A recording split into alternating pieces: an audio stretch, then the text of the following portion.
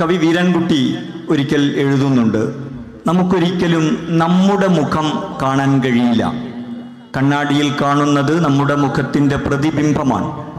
നമുക്ക് മറ്റുള്ളവരുടെ മുഖം മാത്രമേ കാണാൻ സാധിക്കുകയുള്ളൂ.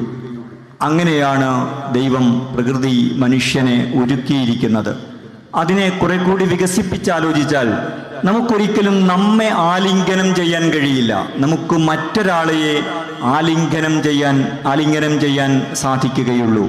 ഇങ്ങനെ മറ്റുള്ളവ കൂടി ചേർന്ന് പൂർത്തിയാവുന്ന ഒരർത്ഥത്തിൽ സ്വയം സമ്പൂർണമായിരിക്കെ തന്നെ സ്വയം അപൂർണത കൂടിയുള്ള ഒരു സൃഷ്ടിയാണ് മനുഷ്യനെന്ന് പറയുന്നത്.